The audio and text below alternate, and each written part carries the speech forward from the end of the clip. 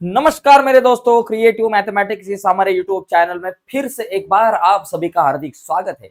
आज हम सीखने वाले हैं 10th मैथमेटिक्स पार्ट 2 का थर्ड चैप्टर सर्कल। और सर्कल में से हमें देखना है आज प्रैक्टिस सेट नंबर 3.2। दोस्तों 3.1 के ऊपर ऑलरेडी हमने डिस्कशन किया है। इस वीडियो के नीचे 3.1 की लिंक आपको मिलेगी डिस्क्रिप्शन में। तो चलो जाते हैं अभी प्रैक्टिस सेट 3.2 देखते हैं एकदम फास्ट में। देखो दोस्तों, प्रैक्टिस सेट 3.2 समझ लेने से पहले दो चीजें आपको पता होनी चाहिए। एक तो इंटरनली टचिंग सर्कल का एक फॉर्मूला है और एक्सटर्नली टचिंग सर्कल का एक फॉर्मूला। तो दो फॉर्मूले आपको अच्छी तरह से मालूम होने चाहिए। तो वो दो फॉर्मूले कौन से? देखो भाई साहब, अगर मेरे पास दो सर्कल है और वो दो सर्कल एक दूसरे को इंटरनली टचिंग करते या फिर एक्सटर्नली टच करते, समझो दो सर्कल एक दूसरे को एक्सटर्नली ऐसे बाहर से टच करते हैं। ये पॉइंट है ए, ये पॉइंट है बी, ये दोनों सेंटर है। ए ये बड़े सर्कल का सेंटर है, बी ये छोटे सर्कल का सेंटर है। ये दो सेंटर मेरे को इधर दिए हैं। तो हमें फॉर्मूला क्या आता है, क्या क्वेश्चन पूछा जाता है कि distance between centre, distance distance between between centre, distance between centre. तो ये जो दोनों का जो सेंटर है उसमें का डिस्टेंस क्या है? देखो भाई साहब, ए बी को अगर मैंने जोड़ा तो ये distance between A and B, distance between ये दो सर्कल के सेंटर। ओके, अगर ये रेडियस मेरे पास 5 है और ये रेडियस मेरे पास 3 है तो क्या आएगा? ए बी 5 + 3 8 आएगा। तो distance between the centre is r1 + r2। Okay, समझो इसके रेडियस को मैंने r1 कहा, इसके रेडियस को r2 कहा। तो रेडियस की सम ध्यान में रखने का भाई साहब, अगर मेरे पास दो सर्कल है और वो एक दूसरे को एक्सटर्नली टच करते हैं, बाहर से टच करते हैं, तो distance between their centre is equal to r1 + r2। दोनों सर्कल के रेडियस की सम करने के भाई साहब, बाकी कुछ नहीं। जब वो दोनों एक्सटर्नली टच करते होंगे, बाहर से टच करते होंगे तब। अगर वो दो सर्कल अंदर से टच करते हैं, ये क्वेश्चन का आंसर नहीं है, ये इस क्वेश्चन का आंसर नहीं, मैं खाली एक्सप्लेन कर रहा हूं। अगर दो सर्कल बाहर से टच करते हैं, इस तरीके से अंदर से टच करते हैं, ये देखो इंटरनली टचिंग, इनको हम कहते हैं इंटरनली टचिंग सर्कल। अगर वो अंदर से टच करते हैं तो इनके जो सेंटर में का जो डिस्टेंस है, समझो ये देखो इतना डिस्टेंस, सेंटर में का डिस्टेंस, वो क्या आता है कि r1 - r2। समझो एक की रेडियस है 8, दूसरे की रेडियस है 3, तो 8 - 3 वगैरह कुछ तो आएगा, r1 - r2। अगर दो सर्कल इंटरनली टच है, अंदर से टच करते हैं एक दूसरे को, तो distance between their centre different between these two, radius of these two circles. तो रेडियस का डिफरेंस r1 - r2, इतना ध्यान में रखो। अगर इंटरनली है तो r1 - r2, अगर एक्सटर्नली टचिंग है तो r1 + r2। भाई साहब अब ये दो क्वेश्चन देखते हैं, सिंपल है, डिंपल है, हाथ भारी लात भारी, हे दोन क्वेश्चन सगळ्यात भारी। देखो, two circle having radius 3.5 and 4.8। तो चलो समझते हैं, r1 is equal to 3.5 centimetre, r2 दूसरी जो रेडियस है वो मेरे पास है 4.8 सेंटीमीटर। गिवन, देखो हमारे पास दो given circles circles are internally touching. Okay, touch each other, are touch each other या फिर touch each other internally internally. तो एक दूसरे को इंटरनली टच करते हैं भाई साहब, तो डिस्टेंस बिटवीन देयर सेंटर क्या हो गया? तो therefore distance between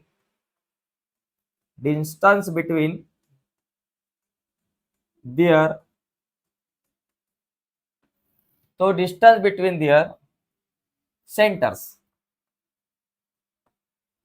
is equal to r2 - r1 करो, r2 - r1। देखो इंटरनली टच करते, मैंने कहा था अगर दो सर्कल एक दूसरे को इंटरनली टच करते हैं तो distance between their centre is equal to r2 - r1 करो या फिर r1 - r2। जो बड़ी रेडियस है r2, उसमें से छोटी रेडियस को माइनस करूंगा। 4.8 - 3.5, आंसर मेरे पास क्या आएगा? 8 में से 5 गए 3, 4 में से 3 गया 1, 1.3 सेंटीमीटर। बहुत ही आसान सवाल है, बहुत ही आसान क्वेश्चन है। ओके, एकदम सिंपल है भाई साहब। ये दोनों में से एक क्वेश्चन 100% आता है, आंकड़े बदलेंगे, नंबर्स बदलेंगे, लेकिन क्वेश्चन वही रहेगा। यहां देखो, two circle of radius 5.5 and 4.2। देखो दो सर्कल की रेडियस, एक की रेडियस समझो r1 is equal to 5.5 centimetre and r2 is equal to 4.2 centimetre. अभी जो सर्कल है ये क्या है, गिवन सर्कल, गिवन सर्कल। देखो ये जो सर्कल जो है touch each other, touch each other, each other externally, तो ये मतलब बाहर से टच करते हैं, तो डिस्टेंस बिटवीन देयर सेंटर क्या होगा, मैंने बताया था। So therefore distance between their centre, distance between their centres, centres, distance between their centers is equal to r1 plus r2, because externally touch करते हैं, बाहर से टच करते हैं, तो distance between their centre r1 plus r2 भाई साहब इतना ही आएगा। r1 है 5.5 प्लस r2 है 4.2, 5 प्लस 2 7, यहाँ पॉइंट लिखा, 5 प्लस 4 9, 9.7 सेंटीमीटर भाई साहब। एकदम सिंपल है, सीधा साधा सा भोला भाला सा सवाल है। तो देखो दोस्तों इस तरीके से हम इस क्वेश्चन को सॉल्व कर सकते हैं, पहला और दूसरा क्वेश्चन प्रैक्टिस सेट 3.2 में से। अभी अगला क्वेश्चन देखते हैं, क्वेश्चन नंबर 3, जिसमें हमें शायद डायग्राम निकालनी है। तो देखो अभी यहाँ क्या है, मुझे क्या दिया है कि if radius of two circles are 4 centimetre and 2.8 centimetre, draw figure of these circles touching each other, तो ईच अदर एक्सटर्नली या फिर इंटरनली। तो चलो भाई पहला क्वेश्चन जो है इसमें है एक्सटर्नली, एक्सटर्नली समझो ये दो सर्कल एक दूसरे को एक्सटर्नली टच करते हैं। तो देखो एक की रेडियस है r1 इज इक्वल टू मेरे पास 4 सेंटीमीटर है और r2 जो है मेरे पास है 2.8 सेंटीमीटर है। तो ये डिस्टेंस बिटवीन देयर सेंटर्स, ये दोनों जो सर्कल है इनके सेंटर में का जो डिस्टेंस होगा वो कितना होगा, 4 plus 2.8, r1 plus r2 is equal to 4 plus 2.8 is equal to 6.8। तो हम क्या करेंगे, कैसे निकालेंगे, देखो 6.8 सेंटीमीटर ये, तो डायग्राम कैसे निकालनी, डायग्राम निकालने की मैं ट्रिक आपको बताता हूँ। एक्सटर्नली टचिंग है, एक की रेडियस 4 है दूसरे की 2.8 है, तो हमने क्या किया, ये जो डिस्टेंस निकाला, डिस्टेंस बिटवीन देयर सेंटर में खाली डी लिखता हूँ, जगह कम है, आपने पूरे सेंटेंस लिखना है, distance between their centres r1 plus r2, 4 plus 2.8 मतलब 6.8 सेंटीमीटर। ओके, तो अभी क्या करेंगे, ये एक्सटर्नली टचिंग है, तो डायग्राम कैसे निकालेंगे, तो पहले हम क्या करेंगे, एक सेगमेंट निकालेंगे। समझो ये ए सेंटर है, ये बी सेंटर है, और ये सेगमेंट कितनी 6.8 सेंटीमीटर की होगी, कितनी होगी 6.8 सेंटीमीटर की, ये जो है 6.8 सेंटीमीटर की होगी, पूरी जो है 6.8 सेंटीमीटर की। अभी मुझे क्या करना है, दो सर्कल निकालने हैं, एक की रेडियस 4 सेंटीमीटर, दूसरे की 2.8 सेंटीमीटर। तो आपको क्या करना है कि आपका जो ये कंपास है जिस उसमें हमें क्या करना है कि उसमें क्या, फिर राउंडर क्या कहते हैं आप उसको, उसमें आपको 4 सेंटीमीटर का डिस्टेंस लेना है। तो मैं पहले 4 सेंटीमीटर रेडियस वाला सर्कल निकालूंगा, तो इसमें 4 सेंटीमीटर लेना है, ए के ऊपर यहाँ आपको एक पॉइंट रखना है और यहाँ से ऐसे करके एक सर्कल मस्त ऐसा निकालना है। ओके, तो मैंने हाथ से निकाला इसलिए ऐसे ही वैसे आ गया, तो ये सर्कल निकाला, तो ये जो रेडियस है आपकी 4 सेंटीमीटर। ओके, हो गई।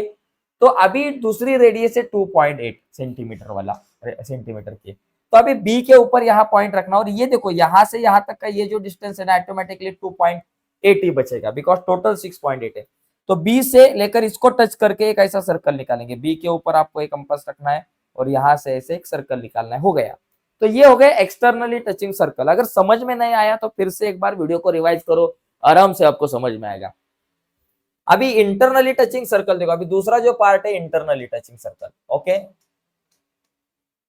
इंटरनली टचिंग सर्कल, तो इंटरनली टचिंग सर्कल के लिए क्या, देखो r1 मेरे पास तो 4 सेंटीमीटर है और r2 जो है अपने पास कितने बाबा 2.8 सेंटीमीटर। अभी डिस्टेंस कितना होगा, ये r1 माइनस r2 होगा, डिस्टेंस बिटवीन द सेंटर। तो ये दोनों रेडियस के सेंटर, दोनों सेंटर में का डिस्टेंस क्या होगा, r1 प्लस r2, r1 है 4 माइनस r2 है 2.8। तो ये दोनों का सब्सट्रैक्शन अगर हम करते हैं तो मुझे 1.2 मिलता है, 1.2 सेंटीमीटर। तो इसके लिए क्या करने का, ये जो 1.2 सेंटीमीटर का एक छोटा सा हम क्या करेंगे, ये ए पॉइंट है और ये बी पॉइंट है। ओके, तो हम क्या करेंगे, पहले बड़ा सर्कल निकाल सकते हैं, या फिर पहले छोटा निकालो बड़ा निकालो कोई भी निकालो। मुझे क्या करना है, ये जो ए से है ना 4 सेंटीमीटर डिस्टेंस लेके सर्कल निकालना है, और बी से 2.8 सेंटीमीटर डिस्टेंस लेके सर्कल निकाला, आराम से होगा। ए से क्या निकालना है, 4 सेंटीमीटर वाला सर्कल और 4 सेंटीमीटर रेडियस वाला सर्कल, और बी से 2.8 सेंटीमीटर रेडियस वाला सर्कल। तो पहले क्या निकालेंगे, चलो ए से निकालते हैं। यहाँ 4 सेंटीमीटर का डिस्टेंस लेते हैं, और ये 4 सेंटीमीटर का डिस्टेंस लेकर ये कितना है बाबा आपका 1.2 सेंटीमीटर। ओके, तो ये 4 सेंटीमीटर का डिस्टेंस लेके एक मस्त ऐसा सर्कल निकालेंगे, यहाँ एक रखेंगे और यहाँ एक पॉइंट, और ऐसा सर्कल आपका आएगा। ठीक है, आया। तो ये सर्कल आने के बाद क्या करेंगे, अभी बी के ऊपर एक पॉइंट रखेंगे। ए से तो निकाला मैंने ऐसा एक सर्कल। ओके, अभी जरा ऐसा ही आएगा। ए से निकालने के बाद अभी बी से निकालते हैं। तो बी से कैसे निकालेंगे, बी से कितना 2.8 सेंटीमीटर का डिस्टेंस है, ये यहाँ तक क्या आएगा, ये लेकर ऐसा दूसरा हम ये निकालेंगे। तो इस तरीके से दोस्तों ये दोनों डायग्राम आपको निकालनी है। मैं बाजू में होता हूँ, इसका अगर स्क्रीनशॉट लेना है तो ले सकते हो। अभी मेरे पास कुछ कंपास वगैरह यहाँ कुछ सिस्टम नहीं है, इसलिए ये ऐसे ही आप समझ लो। आगे जाएंगे, देखो आगे का जो भाई, तो देखो भाई साहब यह 4th नंबर का जो क्वेश्चन है, इस क्वेश्चन में हमें क्या दिया है कि कुछ प्रूव करना है हमें। क्या प्रूव करना है हमें, तो 3 चीजें। एपी पैरेलल बी क्यू, देखो पहले क्या दिया है, यहां हमें क्या बताया है कि इन figure the circles with centre P and Q, P centre वाला एक सर्कल है, क्यू सेंटर वाला दूसरा सर्कल है, touch each other at point R, दोनों एक दूसरे को आर इस पॉइंट में टच करते हैं। और लाइन पासिंग थ्रू आर, देखो आर से जाने वाली एक जो लाइन है, ये लाइन क्या करते हैं, meets the circles at A and B point में मीट करती है। Okay, so then prove that, मुझे 3 चीजें प्रूव करनी है। पहले एपी पैरेलल बी क्यू, दूसरी चीज है triangle APR parallel R Q B, और तीसरी find R Q B when P A R is equal to 35 degree. तो हम सबसे पहला पॉइंट देखते हैं, ये बाकी को हम बाद में देखेंगे। सबसे पहला वाला point, AP parallel B Q मुझे दिखाना है। एपी और बी क्यू ये दोनों पैरेलल है, ये मुझे दिखाना है। तो देखो भाई साहब, ये एपी किधर है, ये देखो भाई साहब इधर है, बी क्यू किधर है सर, इधर है। अभी ये दोनों लाइन मेरे को पैरेलल दिखानी है। दो लाइन पैरेलल कब होती है, अगर दो लाइन है और दो लाइन को एक ट्रांसवर्सल इस तरह से अगर इंटरसेक्ट करती है, तो वो ट्रांसवर्सल इंटरसेक्ट करने के बाद वहां कुछ एंगल्स बनते हैं। एक तो आपके करस्पॉन्डिंग एंगल बनते हैं, इंटीरियर एंगल बनते हैं, या फिर अल्टरनेट एंगल बनते हैं। अगर अल्टरनेट एंगल इक्वल हो गए, कॉन्ग्रुएंट हो गए, तो ये दो लाइन पैरेलल हो सकती है। तो ये अल्टरनेट, देखो ये ए और ये बी, ये दोनों अल्टरनेट है। मतलब P A are, angle P A R, और दूसरा जो एंगल है क्यू बी आर, ये दो एंगल अगर कॉन्ग्रुएंट बन गए, तो फिर मैं बता सकता हूँ, कह सकता हूँ कि बाबा ये दोनों पैरेलल है। तो मुझे पहले ये वाला और ये वाला एंगल मुझे कॉन्ग्रुएंट दिखाना पड़ेगा। तो चलो भाई प्रोसेस शुरू करते हैं, एकदम इजी है, प्रूव करते हैं। बड़ा क्वेश्चन है लेकिन इजी है, ठीक से समझ लेना बहुत जरूरी है। तो प्रूफ करने के लिए सबसे पहले लिखेंगे हम इन ट्राइंगल, देखो पहले देखो ये जो ट्राइंगल है आपको, ये देखो ये छोटा वाला ट्राइंगल है, इसमें क्या करेंगे, सबसे पहले ये दो साइड कॉन्ग्रुएंट है, ए और आर कॉन्ग्रुएंट दिखाएंगे, ए और ये आर, फिर ये आर और ए आर कॉन्ग्रुएंट होगा, अपोजिट एंगल, फिर ये आर और ये बी कॉन्ग्रुएंट होगा। तो उस हिसाब से बी और ये हम कॉन्ग्रुएंट दिखाएंगे। देखो टप्पे टप्पे से जाएंगे, टेंशन नहीं लेने का। पहले क्या करेंगे, इन ट्राइंगल का नाम है एपीआर, इस ट्राइंगल में अगर देखा तो पहली चीज एपी कॉन्ग्रुएंट पीआर, देखो एपी कॉन्ग्रुएंट पीआर क्या है बाबा, दोनों भी सर्कल की रेडियस है, radius of the circle, AP congruent PR, दोनों भी क्या है, रेडियस ऑफ द सर्कल है। तो क्या होगा भाई साहब, ये दो साइड अगर कॉन्ग्रुएंट है किसी भी ट्रायंगल में, किसी भी ट्रायंगल की अगर दो साइड कॉन्ग्रुएंट है, तो साइड अपोजिट एंगल या फिर angle opposite congruent side, angle opposite congruent side भी कॉन्ग्रुएंट होते हैं। तो ये कॉन्ग्रुएंट साइड के सामने वाले जो एंगल है वो भी कॉन्ग्रुएंट हो गए। इसका मतलब ये जो ए एंगल है और ये जो आर एंगल है ये भी कॉन्ग्रुएंट हो गए। तो यहां दूसरा पॉइंट लिखूंगा, angle P A R, congruent angle P R A, यहां लिखेंगे angle opposite congruent side, angles opposite congruent sides, angle opposite congruent sides, इतना ही लिखेंगे, बाकी कुछ नहीं। चलो अभी आगे जाते हैं। आगे देखो और एक चीज ध्यान में रखो आराम से, यहां देखो ये तो भाई साहब एक पार्ट हो गया। अभी देखो ये आर वाला एंगल और ये आर वाला एंगल, ये दोनों अपोजिट एंगल है और वर्टिकली अपोजिट एंगल हमेशा कॉन्ग्रुएंट रहते हैं। तो एंगल पी आर ए क्या कहेंगे पॉइंट नंबर 3 में, angle P R A congruent angle Q R B, Q R B, Q R B. Okay, क्यों? क्योंकि opposite angle, vertically opposite angle. Okay, vertically opposite angles हो गया भाई साहब, ये एक पार्ट हो गया। अभी देखो फोर्थ पॉइंट, अभी क्या करेंगे, ये आर और ए आर कॉन्ग्रुएंट हो गया। चलो अभी आगे जाते हैं। अभी ये वाला जो ट्राइंगल है, इस ट्राइंगल में आर क्यू और क्यू बी कॉन्ग्रुएंट है because radius of the circle. Okay, in triangle R Q B, in triangle R Q B हमें दिख रहा है R Q congruent Q B, R Q congruent Q B, क्योंकि बाबा क्या है, ये रेडियस है, radius of the same circle. तो पांचवा पॉइंट बनेगा, अगर ये ट्राइंगल में ये दो साइड कॉन्ग्रुएंट है तो ये दो साइड के सामने वाले एंगल भी कॉन्ग्रुएंट। तो इसका मतलब ये एंगल बी और ये एंगल आर कॉन्ग्रुएंट हो गए। बी का नाम Q B R, angle Q B R congruent angle, ये आर का नाम Q R B, Q R B congruent हो गया बिकॉज यहां लिखेंगे एंगल अपोजिट कॉन्ग्रुएंट साइड, जो यहां लिखा एंगल अपोजिट कॉन्ग्रुएंट साइड, ये यहां आपको लिखना है, मैं नहीं लिखता बिकॉज जगह कम है।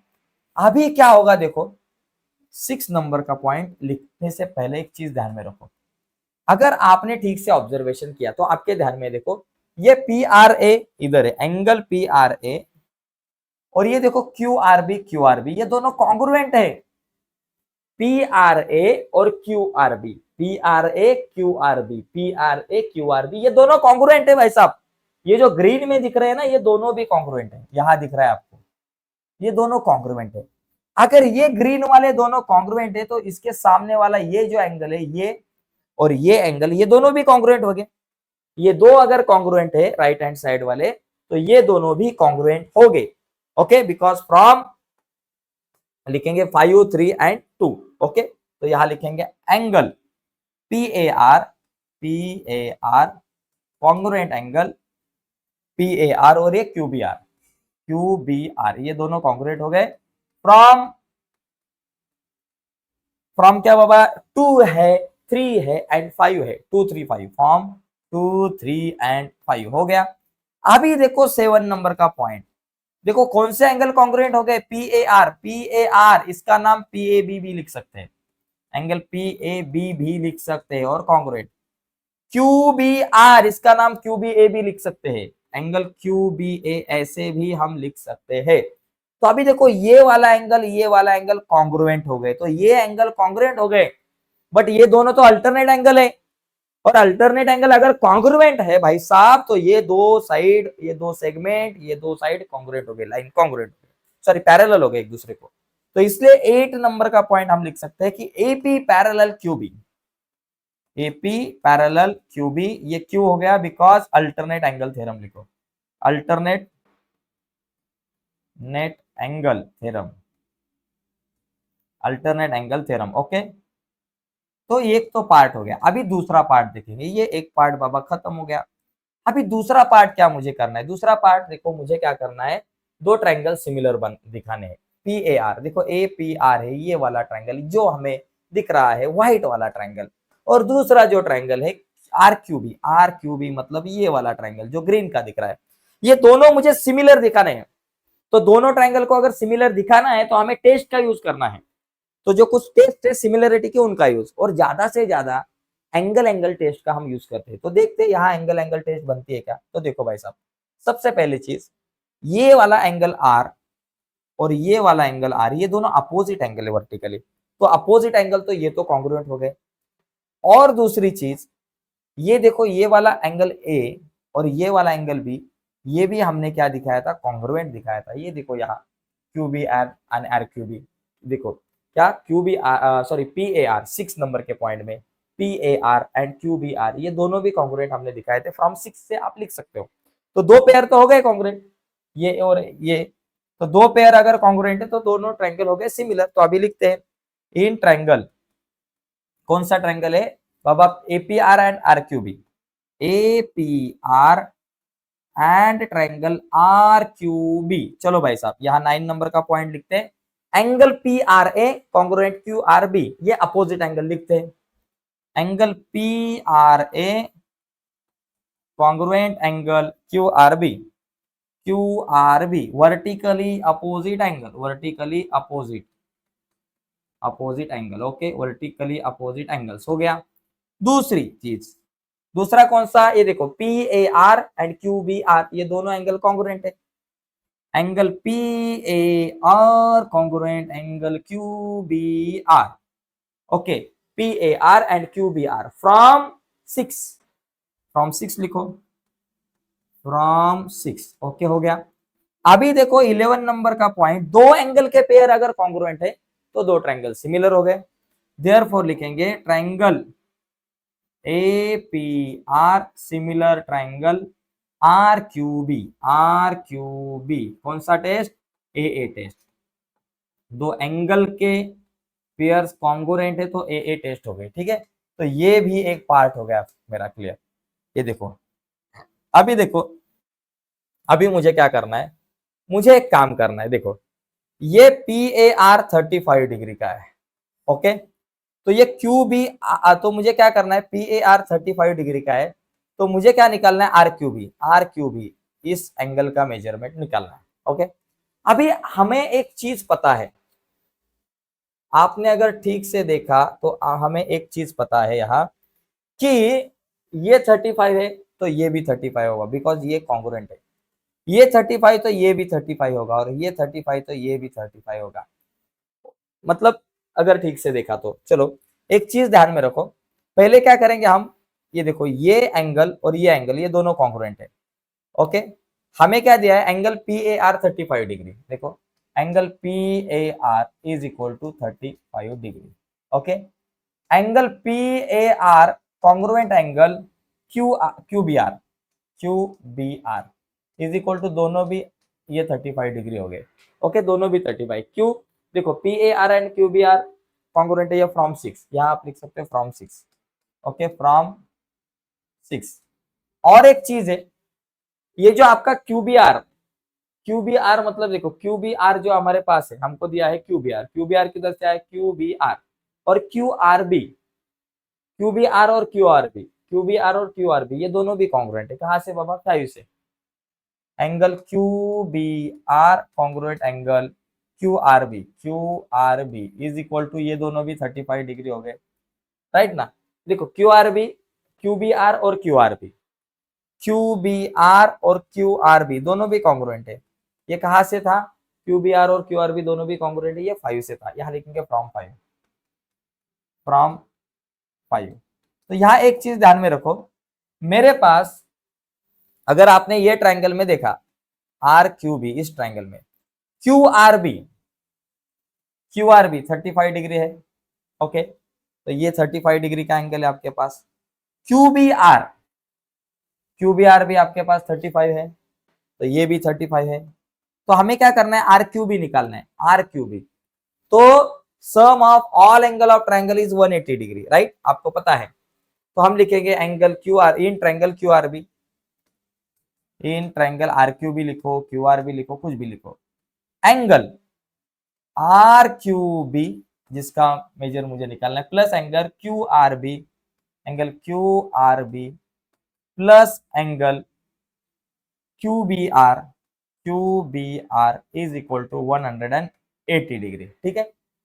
अभी एंगल RQB का मेजरमेंट मुझे निकालना है, प्लस QRB कितना है, 35, प्लस QBR कितना, 35 is equal to 180 degree.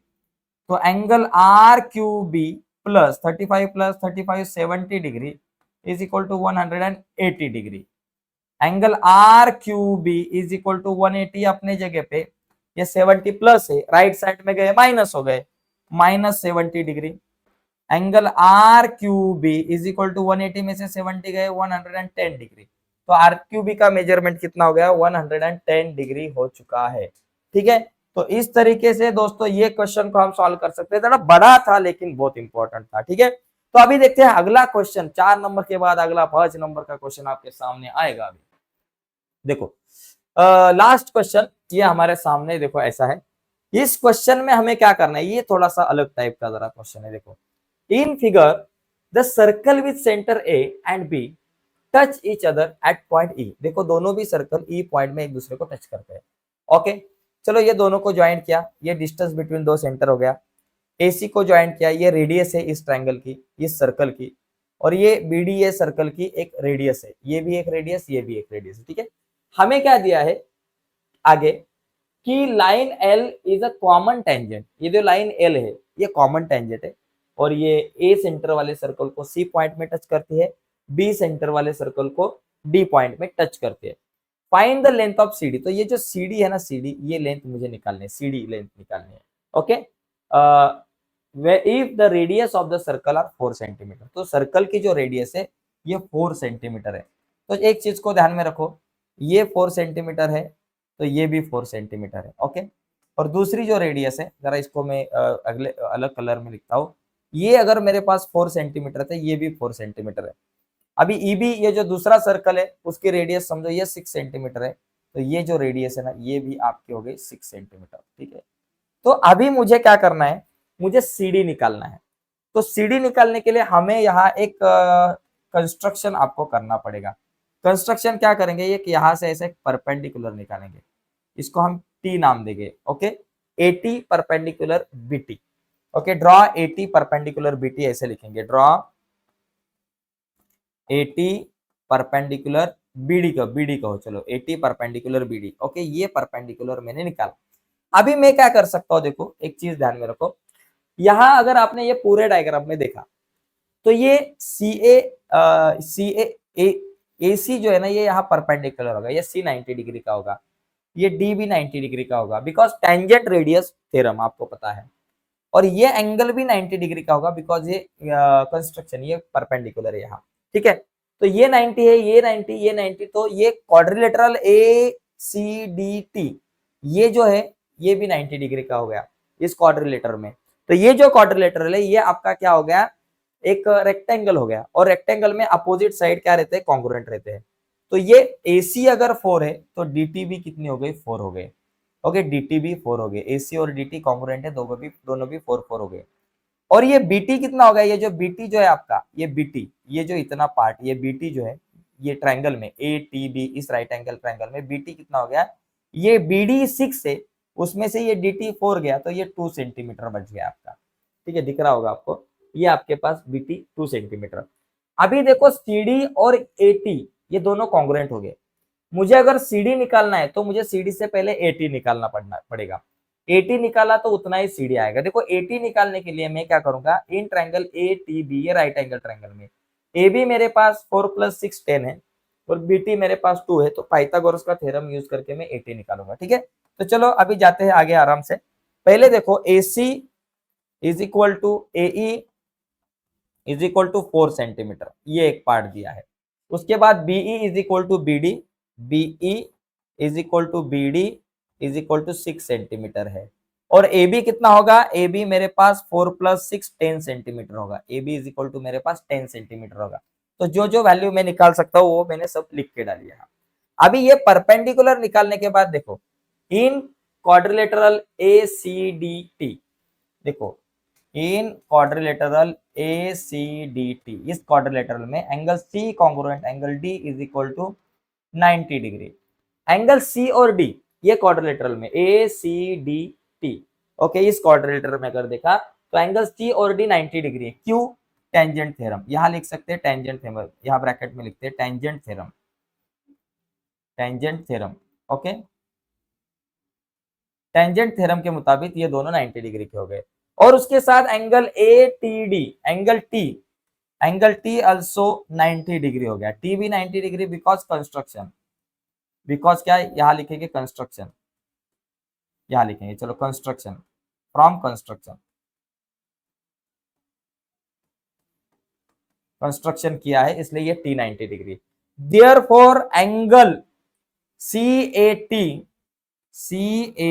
Is equal to 90 degree हो गया, और रिमेनिंग एंगल ब्रैकेट में लिखेंगे रिमेनिंग एंगल। ओके तो ये भी 90 डिग्री, मतलब सभी एंगल अगर 90 डिग्री है तो therefore quadrilateral ACDT is rectangle. Okay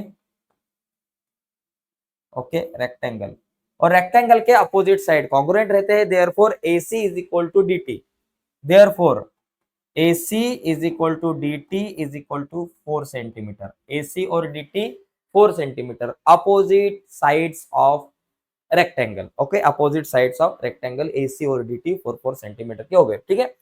और अभी BT कितना हो गया, therefore BT is equal to, BD में से DT माइनस करना पड़ेगा, BD minus DT, BD minus DT, BD है 6 माइनस DT 4 है, DT 4 है, 6 में से 4 गए 2 सेंटीमीटर, 2 सेंटीमीटर।